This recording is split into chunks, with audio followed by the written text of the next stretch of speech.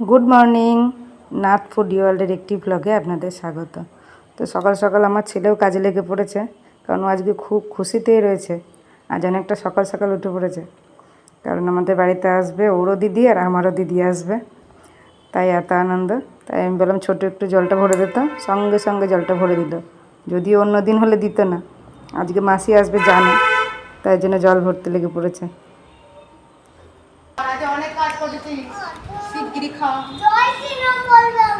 আর ওকে খাইয়ে আমিও খেলাম, চা খেলাম। তারপর আমাদের কাজটা সব সেরে চলে এলাম রান্নাঘরে। আর ওই ঘরটা ছিল ওটাও আমাদেরই ঘর। আর আজকের ভাত টাত খাওয়ার আর সময় হয়নি, মুড়ি খেলে অনেকটা সময় যাবে, তাই আজকে খেয়ে নিলাম একটু ছাতুর শরবত।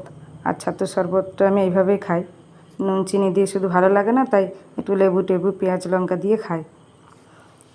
আর তাড়াতাড়ি করার জন্য একটু চিনিটা গুঁড়ো করে নিয়েছিলাম। এদিকে বলতে বলতে আমার দিদিরাও চলে এসছে।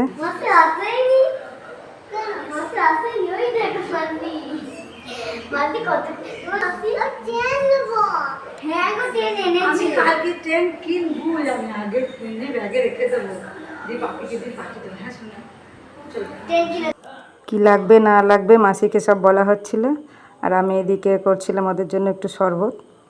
তো বাচ্চাদের মানে আমরাও ছোটোবেলাতে এরকমই ছিলাম, কেউ আসলে মা মাসি কেউ আসলে আনন্দ। আর দেখো কি মাসি এনেছে সেই নিয়েই ব্যস্ত হয়ে পড়েছে।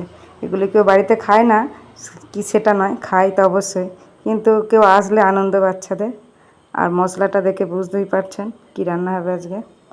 আজ হবে বিরিয়ানি, তাও আবার প্রেসার কুকারে।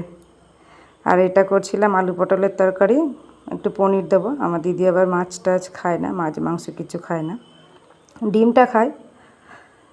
তো দিদি বলছিল রাতের বেলা কিন্তু ডিম করবি না, তো এই রান্নাটা আমি রাতের জন্য করে রাখছিলাম, কারণ আমি ভাবলাম রাতে প্রচুর গরম পড়েছে, রান্না বান্না করতে যাব, দিদির সাথে একটু গল্পও হবে না, তো রান্নাটা করে রেখে দিই, এটা রাতের জন্য করে রাখলাম। আর দিনের বেলার জন্য হবে বিরিয়ানি। তো আবার এত তাড়াহুড়ো আছে আজকে, ওই জন্য ভাবছি প্রেসার কুকারেই করব। তো পরের ভিডিওতে দেখাবো সেটা। টাটা।